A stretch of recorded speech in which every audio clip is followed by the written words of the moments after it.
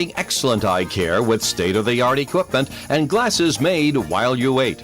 Atlantic Family Eye Care, 765-5430. Sunny skies today with a high of 84 degrees and a calm wind. Tonight, increasingly cloudy, overnight low of 68. Sunday's weather, 50% chance of showers and thunderstorms all day, mostly cloudy, high of 86. Sunday night, showers and thunderstorms still likely, but tapering off.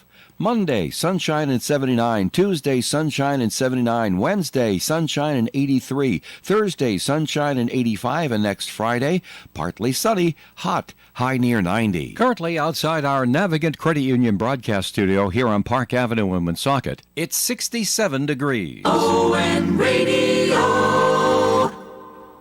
Good morning and welcome to the Cheap Seats with Pat and Kevin. I'm Kevin Callahan, and as always, I'm joined by my co-host, Pat Holland. Pat, good morning. Been a good week?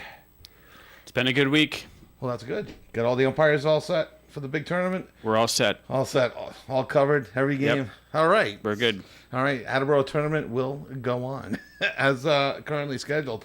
All right. Going to be a beautiful day out there. The type of day that would get a 10 out of 10, and you didn't know the Giorgi factor, so I'm giving it a 10 out of 10 on the Giorgi factor out there. I guess you got to be 54 and older to understand the Giorgi factors. For those of you then my age and a little bit older, you guys remember John Giorgi from Channel 10. Hey, we have a different show for you planned today. After our first break, we're going to be joined by what has to be the youngest coach ever in the New England Collegiate Baseball League, 21-year-old and guest host a year ago, Kean Kelleher, to discuss how he went from being a D1 pitcher at Stonehill College to pitching, first base coach, intern with the Newport Gulls. After that, we're going to have another guest, Target 12 investigator Eli Sherman, who wrote about a week ago on WPRI.com about the Connecticut Sun of the WNBA possibly moving to Providence to play their games at the AMP. So please stay tuned for those stories. But as always, you're in the Cheap Seats with Pat and Kevin. You're listening at 1240 a.m., 99.5 FM, WoonSoccerRadio.com. And you can always watch us on the ON Worldwide YouTube channel or the WOON Facebook page. So let's get you caught up around Rhode Island and New England, and we'll jump right into the biggest local stories that come along in a long time, Pat. Brendan McGeer of the Blackstone Valley Call-in-Times broke the news Thursday. Now former Cumberland High School head football coach Josh Lima has left the program for the Jacksonville Jaguars of the NFL to become an assistant coach. We're not sure exactly what role yet with them. And he'll join the new head coach and friend, Liam Cohen, who was at LaSalle down in Jacksonville. Pat, your thoughts on this huge move? Yeah, I mean, obviously, I interviewed Josh before their high school season last year, Yes. so I got a chance to know him, and great, seemed to be a great coach. I think he played at LaSalle. He played with Liam Cohen there, was coached by Liam's dad, and then I think went on to coach with Liam's dad after that at LaSalle. Okay. So certainly a connection there. From what I understand, they're still very, very tight-knit, to this day. So, Yes. it makes sense when you have that opportunity presented to you. How do you turn that down? So Been at Cumberland for I think 11 years now. In Division I, understood the whole system of you don't have to go 11-0 to make the Division I Super 4 playoff spot. He played tough opponents. And you finished a little bit over 500, got into the Final Four of the Super Bowl tournament this past year, got it to the Super Bowl championship game 2 years ago. Really has stabilized the whole Cumberland program. So Josh Lima, it's exciting news for him. We've reached out to him as well, so hopefully he'll be on when he can. For what he did at Cumberland, it's not easy to build a program in a public school in today's day and age, surrounded by these LaSalle, Hendricken, these Catholic conference or Catholic kind of power private schools. Sure. So we'll see what happens. Cumberland has 2 months before the start of the season, so I'm sure they're even less than that probably when the kids could first report. It's probably about a month from today, give or take. Be interesting to see. We'll see if we can get Marty on the show. Maybe. I know Marty was on Coffee In with Joe and the crew yesterday to talk about it. And I think, Joe had told me, what Marty has said as well. But, sad to see him go. But sure. Oh, my God. That's so happy. Yeah. How do you, that's the pinnacle, right? Ultimate coaching. Like that's the next, the next step is college. Yeah. And now he's going, to get that. Jumped over college. The ability to go right to the pros. And so I wish him tremendous luck. So I'm sure we'll be connecting with Marty in the future as well on this, and Josh, did get back to us. He's got some things to work out. I mean, I thank him for actually getting back to it, because I can just imagine his phone's just been blowing up, and some sort of move to Florida, right? Possibly. He's got a wife. He's got young kids. It's like, I'm sure training camp starting. Yeah, right? Exactly, this week, and the rookies anyway. I know are reporting to Foxborough, I think today even. Yeah. So it's going to be a bit of a whirlwind, but congratulations to Josh Lima. Again, sad for the Cumberland High School football program, and when we do the Thanksgiving game this year, Cumberland versus Woonsocket, we're going to have two brand new coaches to break into the Thanksgiving Day tradition to work with. Woonsocket's replacing Charlie Bebo, and now Cumberland replacing Josh Lima. So we'll see. We'll see if some assistants are in line for the Cumberland job, or if somebody from the outside wants it. So I'm sure we'll keep an eye on that as well. So. Rhode Island Football Club returns to action today with a 4 p.m. game against rival Hartford. This is a good opportunity for RFC to claw their way back into the playoff spot, as they currently sit 2 points out of the 8th and last spot for the playoffs. Game can be seen locally on WPRI Channel 12 in Providence and across all CBS platforms. Yeah, a little surprised that it's on CBS. It'd be like the Woo Sox being on CBS or NBC. It's just minor league, but they're getting the CBS treatment. And I think they have an agreement with them to get a couple games a year on the national. In a home game, and good for Centerville Park to be able to Centerville Stadium to show off their stadium on a national level. So also at 4:00 today, the Worcester Red Sox, in the middle of a mini 3-game homestand, will host the Scranton Wilkes-Barre Rail Riders, the Yankees affiliate. The Woo Sox lost 11-3 last night. First baseman Christian Campbell, batting out of the 3-hole, went 0 for 5 with 2 strikeouts, saw his batting average drop to 186. And the New England Revolution will be home tonight at Gillette Stadium beginning at 7:30 as they host Orlando City FC. The Revs desperately need to turn things around as they sit in 11th place out of 15 of the Eastern Conference. Revs coming off their most recent 5-3 decision, which was a loss Wednesday night against the New York Red Bull down in New Jersey, a game in which they led 2-0 at the half and watched the Red Bull just open it up in the second half. So a tough loss for the Revs. They really need to turn it around. Okay, we're going to take our first break. When we come back, we're going to go, I believe we got kind of Kean on the phone. So you're in the cheap seats with Pat and Kevin on 99.5 FM, 1240 AM, and OneSocketRadio.com. We'll be right back.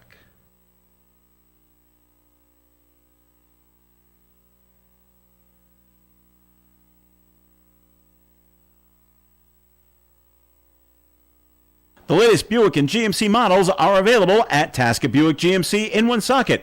Buick Encore, Envision, Enclave, and Invista are on the lot waiting for you to take one for a test drive. New GMC crossovers, SUVs, as well as trucks and vans are also available. Thinking of a pre-owned vehicle? Tasker Buick GMC has more than 900 in stock, many under $15,000. Visit online, TaskerBuickGMC.com, or stop into 55 Fortin Drive, Woonsocket. Tasker Buick GMC, you will be satisfied. And remember, there are no tariffs on the vehicles in stock at Tasker Buick GMC. When you're ill and need same-day care, remember North Smithfield Urgent Care and Lincoln Urgent Care for affordable and accessible care. You'll always be seen by a board-certified physician who will assess the problem and make you feel safe and reassured. Both centers can help you with a wide range of symptoms and ailments, including flu, fractures, allergies, infections, work injuries, and more. Check their websites for convenient patient and medical forms, which you may fill out before the visit.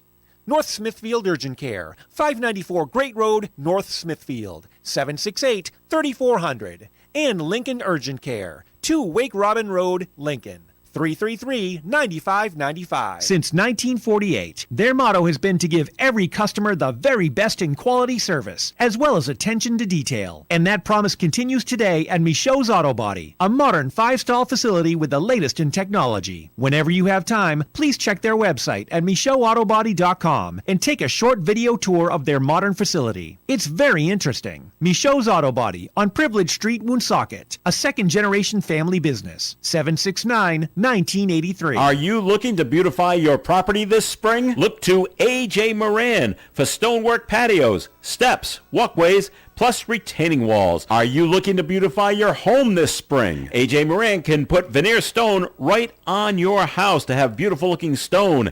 And if that's not what you want, A.J. Moran can rebuild indoor fireplaces with veneer stone. It's real natural stone. Check out what they can do online, ajmoraninc.com. A.J. Moran. We're always here for you.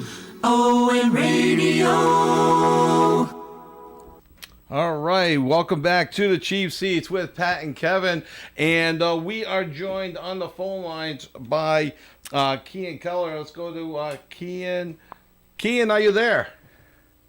Hey, how's it going, guys? All right, say hi to Pat, Kian. Pat, how are you? Kian, how are you, buddy? All right, so thanks for calling in. Sorry if we woke you up bright and early, Kian, but no worries. So, Kian, let's do a quick introduction on you. You're at Stonehill College. Are you going into your senior year right now? Yeah. Going into your my senior year. What's that? Going into my senior year, yeah. All right. So going into your senior year, you first, you come out of Attleboro High School. First, you're going to play for Stonehill, and then you played for a bit, and then you decided pretty much you didn't want to play anymore, but then you kind of were able to get onto the coaching staff. Is that accurate? Yeah. So right now I'm a student manager over there. Do a lot of work with pitchers.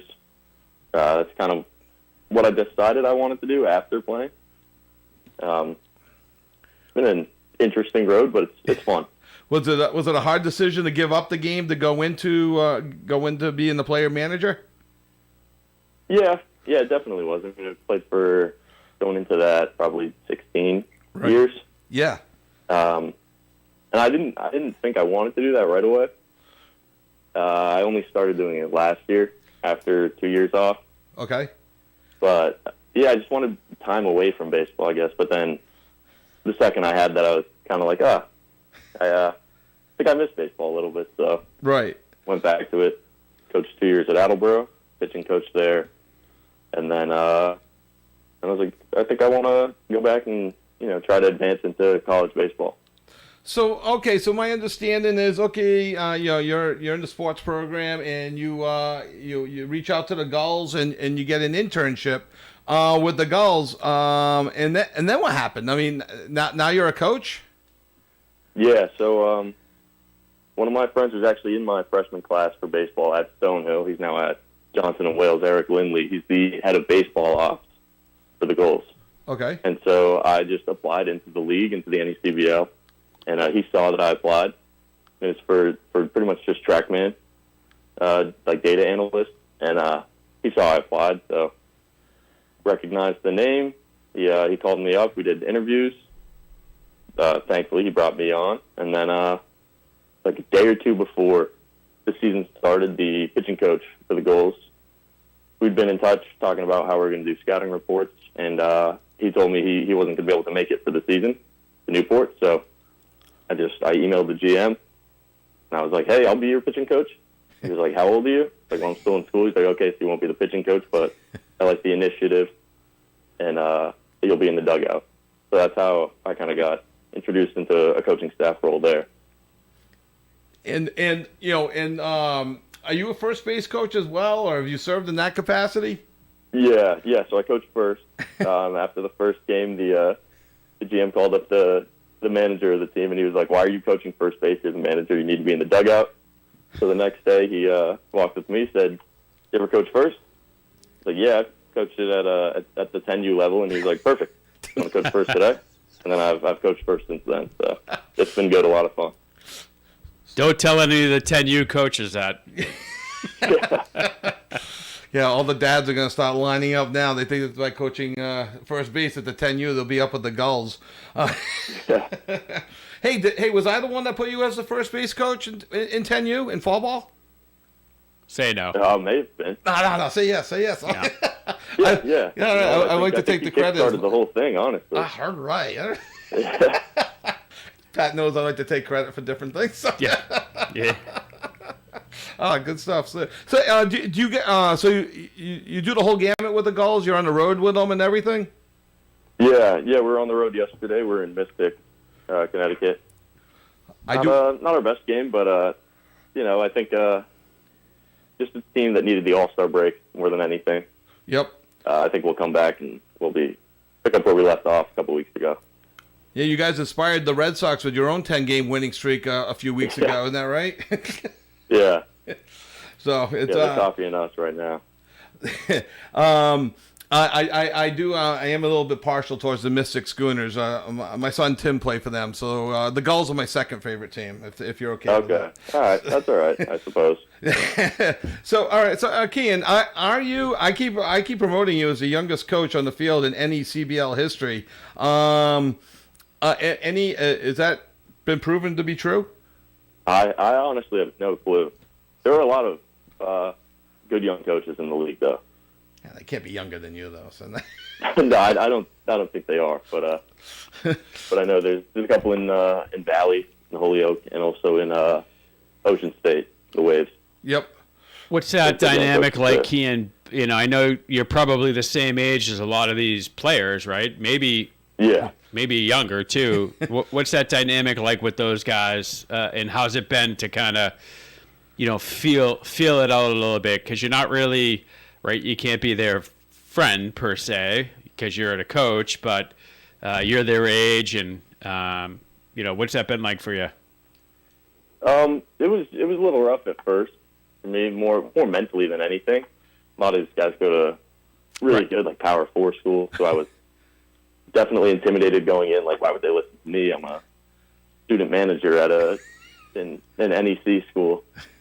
But a lot of them are freshmen going into their sophomore years, or guys who didn't really play much, or some guys who are really good at their schools that are closer to like a Stonehill level school. So it was definitely intimidating at first going into it, but then just talking to them, hanging out with them off the field, bus rides with them, getting to know everybody, it made it a lot easier. It kind of eased me into it, and it's been fun. It's a lot of fun. People are, they're really a lot more receptive to the things that I have to say than I thought they would be. Yeah, I guess you probably talk the same language too, right? When you start, talking velo and all that stuff, I'm sure they're like, all right, this kid gets it because they see it every day too now. Yeah, exactly. Do you just what I was looking for. When you're coaching, what is it that you bring to the table that they respect right away? Just your overall knowledge of the game. What is it? Yeah, what is it that you bring that maybe another coach doesn't bring? Is it just the terminology like Pat mentioned, or are you bringing in something just a little bit different? I think terminology definitely carries a little bit of weight, but I like the player development side, and I spent a lot of time learning about that, and I know a lot of tremendous coaches in that realm. So they know the guys who I've worked with before in terms of like coaches that I've had, or just people that I like consistently speak with or work with, and they've heard those names, they've seen success with those names. Guys who have gone to them, they know, players talk to each other as they go to different schools, and they hear a lot of the stuff that I say, they hear from either their coaches at school, similar things, or maybe it's something they haven't heard from their coaches at school, and they're like, well, I've been struggling, and I need to get back to where I want to be, so maybe this will get me there. So I think it's just, a mixture of the terminology, and then also, on their part, a bit of open-mindedness, willing to work with me. Oh, that makes sense. Yeah, you're more. You get coaches. You stuck into like my age, and we're not very flexible because we think it's our way. You're more of a clean slate, and the kids you're working with are also clean slates. Again, all the same age. So you have an open mind to what they want to learn, and so you guys are probably able to bounce ideas off of each other. Yeah, definitely that. But also the other coaches are also great. Oh, sure, yeah. Like their view on the game is, they'll say multiple things in the game, and I wouldn't even have thought of how they just view the game from a very different perspective from me, and that's super beneficial. So, all right. So, so this question just popped in my head now. Then, what have you learned? Because this is a very high level. The NECBL, we've been promoting it like the last 3 or 4 weeks. We promoted it last summer as well. I mean, you one notch below the Cape Cod League. I mean, these kids are getting drafted or will get drafted in the future. What have you learned either about the game that maybe you hadn't realized? Being a player yourself, or just as you gotten older. Pretty much just how dumb baseball can be. The kids on the team are just ridiculously good, and we'll have plenty of games where, we look back at the TrackMan numbers and the exit velos. It's like we had 10 balls that were batted over 95 miles an hour. The other team had like 1 at most, and we lose 6-1. So it's just how unlucky you can be, even when there is really good talent on the team, or how important, just like throwing strikes is. I've never really seen it at the level of this. We have such talented arms, but sometimes it's 95 outside the zone just isn't working the same as 88 inside the zone. That makes sense. Yeah, that makes sense a lot. So, all right. So when you're starting to think about your future, you're big into stats. You were a guest host on the show last year, right around this time, talking about the MLB draft. I think you filled in for me, so it was you and Pat in studio. Now you're coaching. So with your stats background, with your coaching background, you're getting ready to graduate. What path what path do you want to continue on? The coaching road, I think, is definitely the way I want to go. I really like the player development side, just trying to get guys better. That part's really rewarding both for the player and also for me when it does pay off. And I just really enjoy being around baseball in this way, a lot more than I did playing. So yeah, I think I'm just trying to stay in the realm of coaching and player development. Oh, that's great. And with the coaching, is this in the NECBL? Is this opening doors for you in the future? I mean, I'm assuming like all the players and many of the coaches and the umpires want to get to the next level in the professional ranks. You think this could possibly open up a door for you in the professional ranks? I certainly hope so. Yeah. That's why I've tried my best to work with as many guys as possible. So when they go back to school, they hopefully talk to people and talk about who they worked with in the summer, things like that.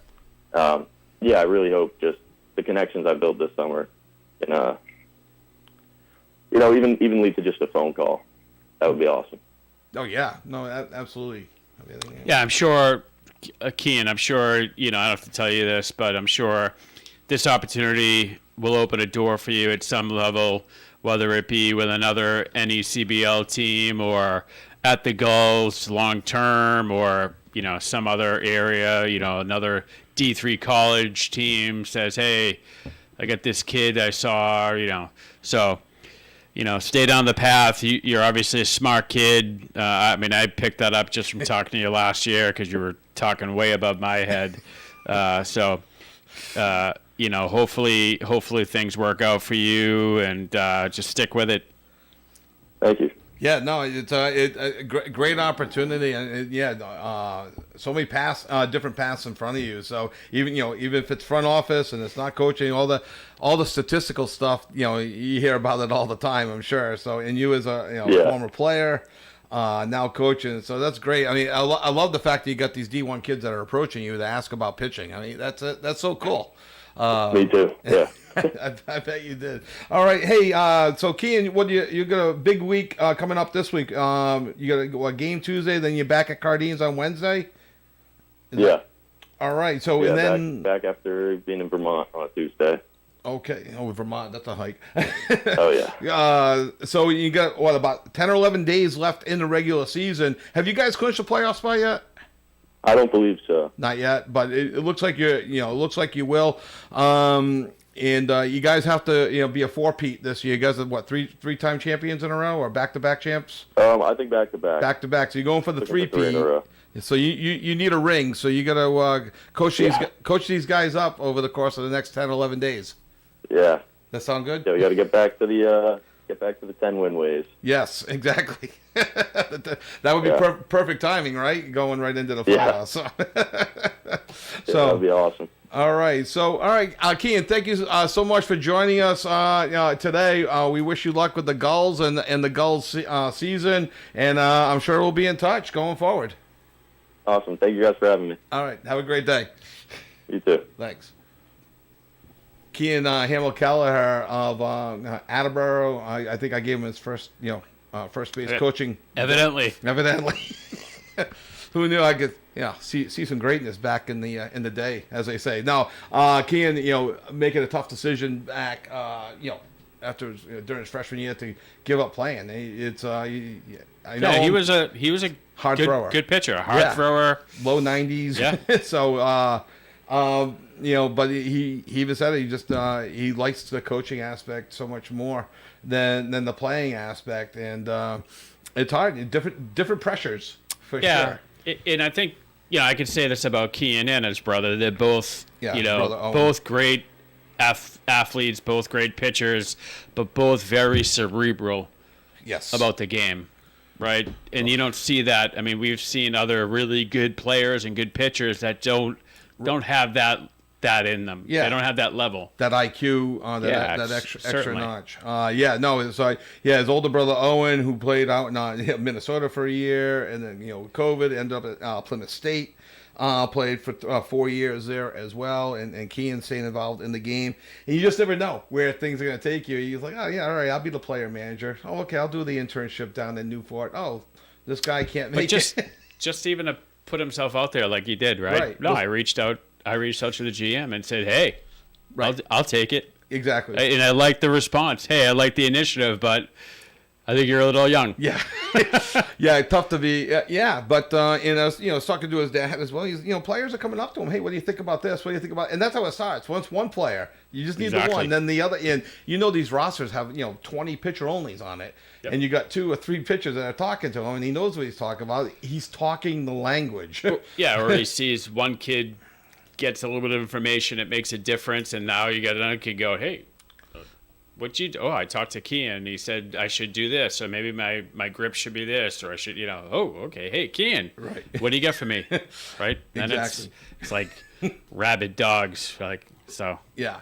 Okay, we're going to take a break, and when we come back, we will be Eli White, Target 12, WPRI TV, WPRI.com, is expected to join us. He'll be joining us by phone. He wrote an article around last week, probably right after we went off air. Many things happen to break as soon as our show ends, about the Connecticut Sun, WNBA. We don't do a lot of WNBA talk on the show. However, I'm interested in this topic because he wrote about the Connecticut Sun leaving Mohegan and coming play at the Providence. Some call it the Civic Center. Some call it the Dunk. Some call it the Amp. I think those are the only 3 names. I actually called the TD Garden the Fleet Center the other day. Yeah. Oh, boy. All right, so when we come back, we'll be joined hopefully by Eli White of Target 12. He'll be joining us in the cheap seats with Pat and Kevin on 99.5 FM, 1240 AM, and WoodSocketRadio.com. State Line Service and Tire Center services all vehicles, including late model cars and light trucks. Your late model vehicle is a highly sophisticated piece of equipment featuring a network of sensors and switches that monitor engine performance and efficiency. When a problem arises, it's important for your technician to know if your check engine light warning is a real problem or just a sensor computer issue. So be safe and be sure. Don, Kevin, and Sean believe in communicating and explaining. State Line Service and Tire Center, 1209 Social Street, Woonsocket, at the State Line.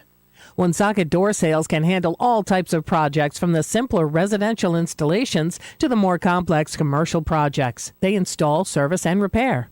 Garage doors are also an important facet of home and business security since garages contain some of your valuable items like vehicles, tools, and small equipment. Visit their website at woonsocketdoorsales.com and see a gallery of designs and styles as well as testimonials from their satisfied customers from many surrounding towns.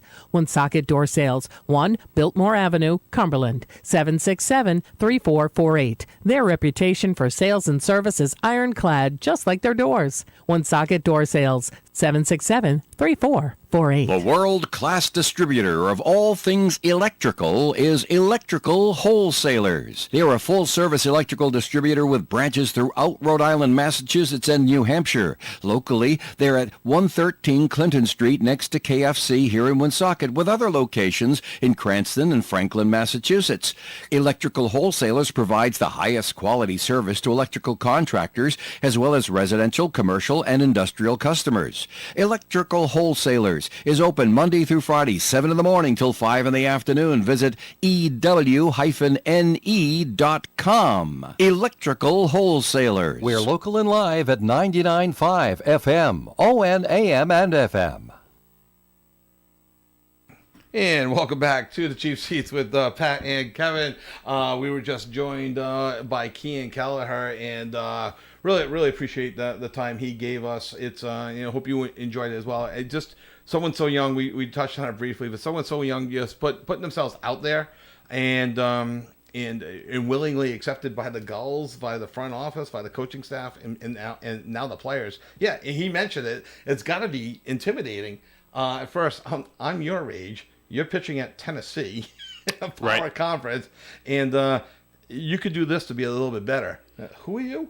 Right. Hey, go get me a cup of water. Yeah, I take 2 sugars in my coffee. Let's go. So to put himself out there like that, all the credit, and you hear in other sports you hear about these guys. Oh yeah, they got a break when they were 19, 20, 21, and then boom, boom, boom. They become the youngest coach at whatever level. And I always tell anybody, right? I wish if you look back, at our age now, and you're obviously older than me, you go, if I could have just gone back to when I was that age and did what I wanted to and stayed with it, what would have happened? So we're going to go to the phone lines right now, and I think we're going to be joined by Eli. Hello, welcome to the Cheap Seats. Hey, it's Eli calling in. How are you? Good. Eli, thank you. Hold on one second. Okay, all right. We are joined on the phone by Eli White, Target 12, WPRI.com. And Eli wrote an article about a week ago for Target 12 about the Connecticut Sun who played at home games at the Mohegan Sun, about the possibility of about them moving to the AMP in Providence. So that kind of came out of nowhere, Eli. So what can you tell us about the group, and can you kind of summarize the story for us? Sure. Actually for weeks now, I've just been hearing some rumblings about the Sun potentially relocating. And just to bring you back a little bit, back in May, the current ownership group, which is the Tribe, they announced that they're interested. They hired a banker to explore the idea of getting new investors, potentially selling the team and relocating it. And so, there's been a lot of hubbub about what that might mean. And then I caught wind of an investor who was potentially interested in buying the team and relocating it, and was scouting for locations, and that they were going to come visit the AMP. So spent quite a bit of time trying to track that down, and then learned about a meeting that the Governor McKee was going to have at the AMP with the investor. I guess it was last Friday, and did a bunch of digging, was able to confirm that. And it's all very preliminary, I would say, but this group, which is the Pagliuca family, which you probably know better than me, is Steve Pagliuca was one of the owners of the Celtics before they sold the team earlier this year. His son Joe has been putting together the deal, and they're interested in potentially buying the team and moving them. And we now know that, they're at least entertaining the idea of the AMP being one of those locations that they potentially move. And one of the things I had read or heard, they actually made the AMP back into a basketball center because they haven't played basketball there since March when the tournament came in. They've had hockey and wrestling and auto shows since, but they put the floor down to make it all look like a basketball game was getting ready to be played, just to help sell the investors. Was that the reason behind that? Yeah, that's exactly right. And it's kind of funny because the governor's office, credit to them, have been trying to really keep this close to the vest, and so they weren't telling me anything. They would confirm that he had been that he did indeed go on a tour of the AMP, but wouldn't give me any information about who he was meeting for and what the purpose was. And as you sort of pull the threads on stories as you're trying to confirm them, we got word that they had reconfigured the floor to a basketball stadium, and as you said, they haven't had games there since the NCAA tournament. So me and my photographer actually just went down and walked in, and in fact, they were breaking down the floor after the meeting had happened. So we were able to confirm that detail by just showing up. But yeah, that was one piece of the puzzle as we were trying to put it all together. So it's all right. So Governor McKee is is the person that led the group of investors on the tour. Is that accurate? No. Oh, so who did that? He was leading the tour on behalf of the state, and he was meeting with some of his top officials, along with Joe Pagliuca, who is the son of Steven, who's the former owner of the Celtics. And Pagliuca family they're from Boston, and it should be mentioned that after the story came out, there was a pretty rapid movement from the other governors to sort of try and make their pitch for the idea of an NWA team coming. And the sport has just boomed in popularity with the rise of Caitlin Clark and other stars that are just made it so much more. The level of interest has skyrocketed in recent years, and so the value of these teams are just shooting up. And so after our story came out and some other reporting on it happened with other news outlets, then the Sun and the Fever were playing at TV at the Garden. Yep. And on that day, they sold out, and Caitlin Clark, of course, plays for the Fever, and Maura Healey, who's the governor of Massachusetts, came out with a proclamation just all but saying, Connecticut Sun, if you're going to move, please move here. And then I think it was the next day or the day after that, the governor of Connecticut came out and said, Connecticut Sun, please stay put in Connecticut. Right. So they had a bit of a snowball effect in some of the top echelons of government trying to woo the team or keep them put. Wow, that's you have a. I'm sorry, I think I talked. Over yeah, Eli? What's your? I mean, Kevin and I have talked about this a little bit, but I get it. They've sold out the Garden twice now. I think they sold out last year while they were up there, and I think the Sparks were in town. I just don't see them selling out the Garden on a regular basis, and I think that's part of the issue the Sun have at Mohegan is, outside of a big team coming in, they don't really draw. I mean, now it is a little bit off the beaten track, Mohegan Sun, as opposed to like the AMP, which is right here, downtown Providence, right off 95. And I don't think they'd have a problem with selling tickets at the AMP, but I don't know if the Garden would sell out on a regular basis.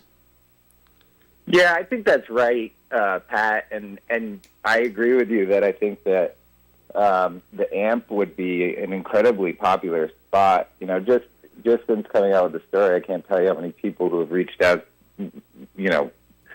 expressing so much excitement about the idea and being like, I would buy season tickets in a heartbeat here because, if you exclude Rhode Island FC, it's right. No professional teams here, of course, and I do think that there is a very hungry market for basketball, especially in the Providence area, with the Friars here and everything like that. Now, the caveat there is that there are a lot of things that work against Providence versus the Boston market. One of them just being the media landscape. You guys know better than me, but a lot of professional deals make a good chunk of their money through media agreements, whether that be with a Nesson or any sort of broadcast that would carry games. Yeah, NBC Sports that carries the Celtics may not carry, the Connecticut Sun if they were in Providence. Exactly, and it's also just, you guys probably remember, or when the Kraft family was trying to, Robert was going to build a new stadium. He all but promised. Buddy Cianci promised him the world. Hartford. Buddy Cianci traveled all over the world trying to get him to come to Providence, and even Hartford, Connecticut. Kraft said he was going to go there. They announced they were coming there, and then, he pulled out and eventually just moved down the street. So there's a history of other New England states trying to lure professional sports away and it not really going the way of government officials. I think, it'd be a huge win for Providence. It would be a huge win for Governor McKee. The likelihood of it, I can't really say, but when you have a competition like a Boston market versus, even a Hartford, I think it's a tall order, and it would take a lot of wooing, if you will, to get them to convince them that the AMP is the place they should go. Well, and I hope I'm not putting you on the spot, but like you had mentioned going to Boston, but like a day or two after your article, or the day Caitlin Clark was playing up in Boston, and then you read about Donnie Wahlberg and former NBA player Michael Carter Williams are preparing an offer for a Boston for an expansion WNBA team. And the quick research I did on that is the next round of expansion won't happen until 2030 because they've already announced certain teams for the next couple of years. So that's 5 years away. I'm assuming the Mohegan Sun people, the Connecticut Sun people, want to move out of Mohegan Sun before then. So is the Wahlberg group in competition with the Pagliuca group, or with it's two different groups here, right? Yeah, I will admit that I don't know all the inner workings of what's being offered, what's on the table. I do know for certain that the Pagliuca family is very interested in purchasing. I don't know if Donnie Wahlberg and that group is interested in perhaps, just having a team with, if that means being part of an ownership group or creating a stadium for them, or I think that their push has really been to, Boston should be home to a WNBA team, and we want a piece of that, whatever that looks like. But you're right, when they announced, I think it was earlier this year or maybe even last year, that they were interested in that idea, they were talking about an expansion team. Now, as you mentioned, that pathway may not be as clear as a potential deal with the Connecticut Sun, and so I do expect there being sort of a real groundswell of interest from investors and government officials, as we've already seen, in trying to, land that deal. Because let's look at it. The Tribe, when they bought it back in 2010 or 13 maybe, they purchased it for $10 million, and some of these teams now are being valued up in, multiple hundred millions of dollars. So the Tribe is obviously interested in cashing in on a great investment that they made. And these other investors who love basketball, they want to be part of this sort of surge of popularity that's going on in the WNBA, and I think it's a really smart move. But as you mentioned, Mohegan Sun is, the casino resort is a bit off the beaten path. You go there, maybe when you're going to the casino, you make a trip out of it, whereas if you put it into a center of a city, then you sort of have it installed as part of that city culture, city life. And I think that's probably where the investors' heads are at. Where that ends up, I would just be guessing, other than what I know, which is that they are, interested in looking at multiple locations. We're joined here by Eli White of Target 12, who wrote the story last week about the Connecticut Sun possibly moving to the AMP in Providence. And just to circle back, Pat and I were talking about this off air as well, and we mentioned briefly. I definitely think Providence would support a WNBA team much better than Boston. Boston is known as a professional city. Providence supports, the Friars in basketball. The Providence College, yes, it's the men's basketball team, but they've been known as Rhode Island's professional team for a long time. They're regular sellouts, and I think the overall. I like the smaller capacity of the AMP versus the Garden. When they get 9,000 or 10,000 people or 8,000 people, it'll look better than the 19,000, TD Garden as well. And I think overall, Providence is just a better basketball market for supporting the team, and they can partner up possibly with PC, URI, Bryant, Brown, clinics, all sorts of things. And I think it would be a good win for Providence to get the WNBA there. Absolutely. I think, it would be a huge economic driver for the city.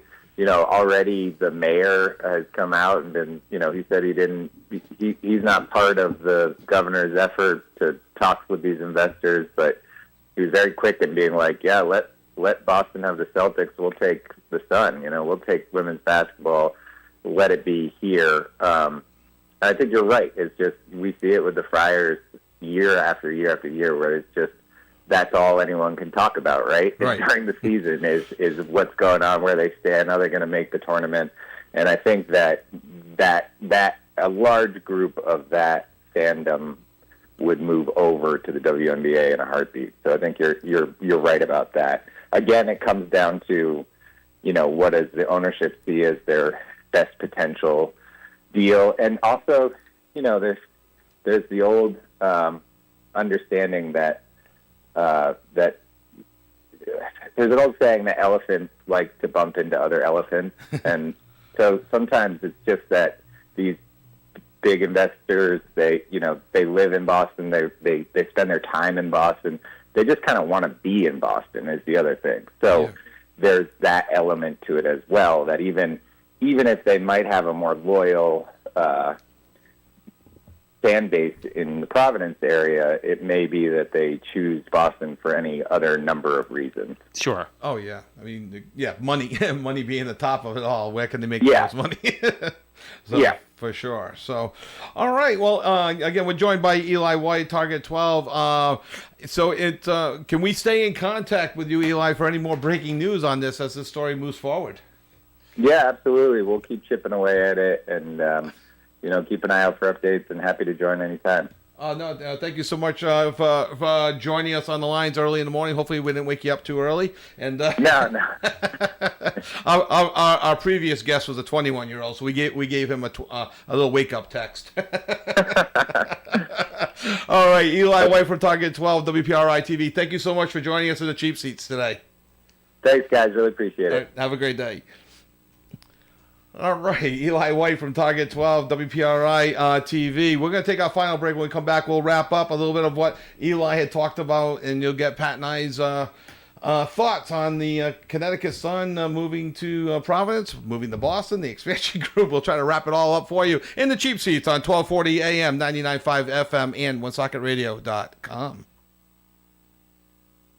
The latest Buick and GMC models are available at Tasca Buick GMC in Woonsocket. Buick Encore, Envision, Enclave, and Invista are on the lot waiting for you to take one for a test drive. New GMC crossovers, SUVs, as well as trucks and vans are also available. Thinking of a pre-owned vehicle? Tasca Buick GMC has more than 900 in stock, many under $15,000. Visit online, TascaBuickGMC.com, or stop into 55 Fortin Drive, Woonsocket. Tasca Buick GMC, you will be satisfied. And remember, there are no tariffs on the vehicles in stock at Tasca Buick GMC. When disaster strikes, trust the experts at Service Master by Gilmore. From water and fire restoration to mold remediation and emergency cleanup, we've been restoring peace of mind for over 40 years, now proudly serving all areas, including our newest service location in Rhode Island. No job is too big or too small. Day or night, we're here for you. Call Service Master by Gilmore at 1-800-783-0552 or visit us at the web at www.svmgilmore.com. Restoration done right every time. New World Wrestling Extreme presents Summer Sizzler 25. This Saturday, July 26th at the American Legion Post 85, 870 River Street, Woonsocket. In the main event, former WWE superstar Enzo Amore, now known as Real One, versus Steven Lust. The NWW Extreme Championship match, Sunset Steve Garcia versus Gus de la Vega. The NWW Extreme Women's Championship match, DJ Simone versus Big Juicy. Plus other matches. Tickets start at $15 and can be purchased online at nwwextreme.com or at the door. Summer Sizzler 25, live pro wrestling. This Saturday, July 26th, Post 85 on River Street in Woonsocket. Come meet and greet Real One, formerly WWE superstar Enzo Amore, from 3:30 to 6:30. Bell time at 7:30. If you're celebrating a major event, regardless of the reason, Michael's Meats of Cumberland can elevate your next meal from ordinary to extraordinary with meats so good your guests will ask you where you got them. Tell them, Michael's Meats. Michael's Meats is in the Walgreens parking lot on Mendon Road in Cumberland, just north of the Ciabro Plaza. They're open Monday through Saturday at 9 a.m., making your next meal truly special. Here's this week's specials at Michael's Meats. And this week's special at Michael's Meats, Chairman's Reserve Center Cut Pork Chops for just $2.99 a pound at Michael's Meats. So feels like a good deal. Well, pork chops and applesauce. Just well. All right, welcome back to the Cheap Seats with Pat and Kevin. We want to thank Eli White, Target 12, WPRI, joining us. Pat, your initial thoughts on the possibility, very early stages. I mean, long shot, probably, but your thoughts? Yeah, I mean, that would be my guess. I think Eli hits it on the head with just the, Boston and everything that comes with it. Just more of a desirable destination for a sports franchise, regardless of what the draw. I mean, I would imagine they would do something like what the Revs do at Gillette and not sell, the upper deck, right? Unless it was Caitlin Clark, Caitlin Clark, or one of the other big, maybe I think it's Dallas, who has the rookies. Oh, phenom. The girl from UConn. Yeah, Buchner. Yeah, Buchner. Bueller. I should know. UConn Husky, right? I would think it's a long shot, but hey, you never know. It's until they say no. Yeah, no, I think it's definitely worth the pursue. I think Mohegan is motivated to get out. Now's a great time. An expansion team, I think what he say was bought. The Sun were bought for $10 million. An expansion team is going for $250 million now. If the Donnie Wahlberg group wants to bring in a team there, I just don't think I just see Providence supporting it a little bit better. Yeah. Than Boston, however. Dollars and cents. If Providence promises to bring in 9,000 people and the Garden promises to bring in 8,200 people, they're going to go to Boston because it's just more money up in Boston. It's the sixth largest TV market versus the 44th largest TV. Yeah, market. that stuff you can't. There's no denying that stuff. It's the other stuff. Like, are you going to bring your family of 4 to the TD Garden where they don't care if it's a WNBA game, a Disney on Ice. They're charging $85 to park in the garage. Oh, yeah. Right. And the food is like, it's like $15.99 for a slice of pizza. It's $12.99 for a beer. Or are you going to go the Yamp where it's, parking's $10 and food's more, I think I prefer the Yamp. But it's the better walking city. You got the there's no denying the media aspect and the TV market, the allure of Boston and all that stuff. Right. So very early stages. I hadn't heard about the Connecticut politicians going, we don't have to. Right. Poor Connecticut. Hey, we got the Patriots. No, we don't. Hey, we still got the Whalers. No, you don't. The Sun? Nobody ever wants to have that happen on their watch. No. You lose your, one of your only sports franchises. Yeah. Like, ugh. Exactly. So, so interesting. Very early stages. Can't thank Eli enough for joining us. It's as he said, there's a lot of people reaching out saying I'd be season ticket holders. He said it's I think that's where you do, if to get the support, and I think they would have it, is where you do cash in with the local colleges, the four D1 schools. You bring it together. You have camps. You have the WNBA ladies, setting up some camps, and the timing is right. I mean, nothing happens at the Civic Center. They don't bring in the concerts like they used to. They go up to Mansfield, the AMP, catering to the dunk people, and not the AMP in the Civic Center. Everybody knows what I'm talking about. So, but there's not much going on at the Civic Center. You get the occasional wrestling show over the summer. Maybe a concert, maybe a car show. There's not much that happens. Comic-Con. That goes to the convention center. But they use the AMP. Oh, do they? Yeah. So I hear. To change into character? No, they yeah. So you're here, huh? Okay. We'll have to do a whole hour on that on a day I can't make it. But I think overall, the close-knit community of Rhode Island would support it better overall than Boston. I just don't know if all the other schools would get involved like a Providence would. I think Providence would put their best foot forward, and an opportunity to actually sell some events in downtown Providence during the summer months, because it starts, they're playing now. Where there's no real competition, especially in the Providence area. I mean, it's RIFC plays once or twice a week at most, and probably just once a week for a home game. So there's just not a lot of competition going around. So. All right, we also want to thank Kean Kelleher for joining us. And we did omit one person. We mentioned his dad, Dennis. We mentioned his brother, Owen. Obviously, we talked to Kean. We failed to mention Aoife, the mom, the emotional stability of the whole family. It's bringing it without her. I mean, she's the one there. So it's my... well-rounded kids, and it's all because of the mom. Definitely because of the mom and not the dad. So yes. It's...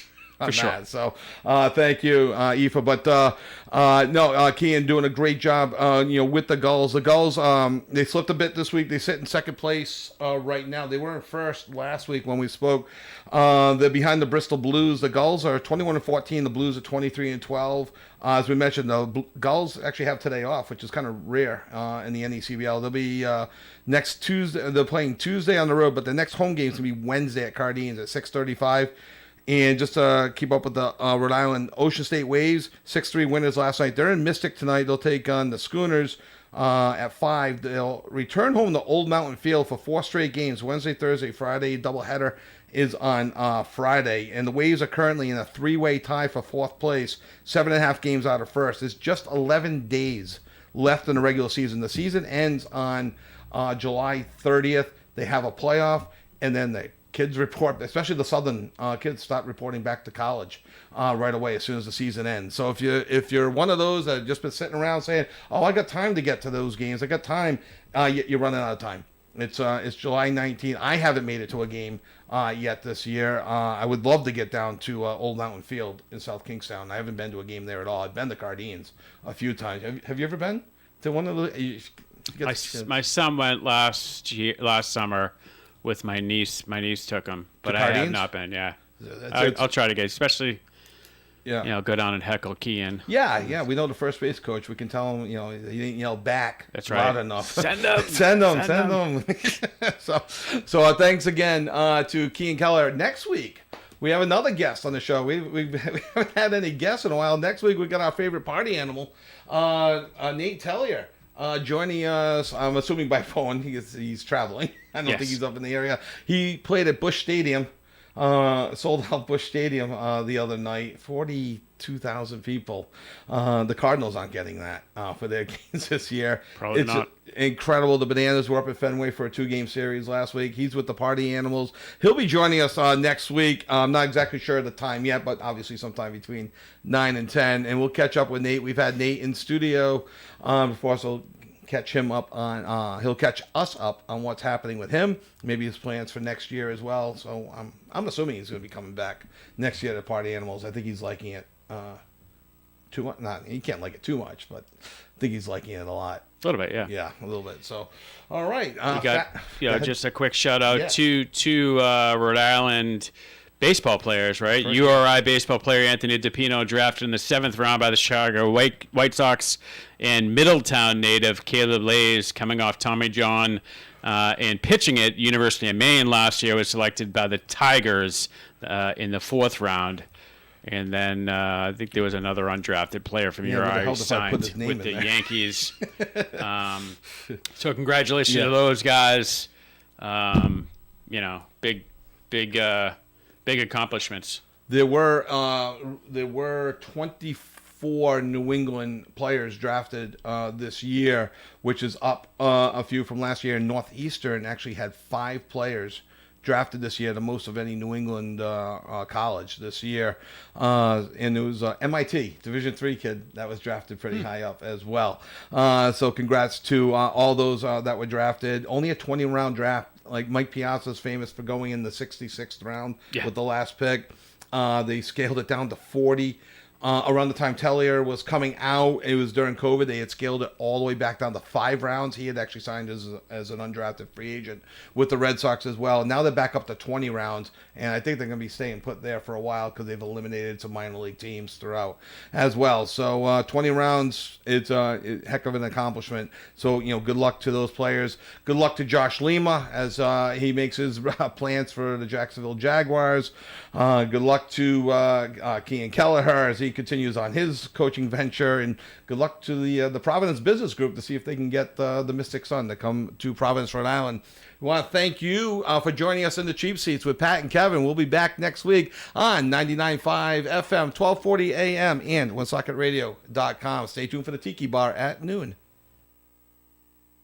Broadcasting live and local daily from the Navigant Credit Union broadcast studio at the corner of Park Avenue and Kennedy Street in Woonsocket. This is ON AM and FM. WOON Woonsocket.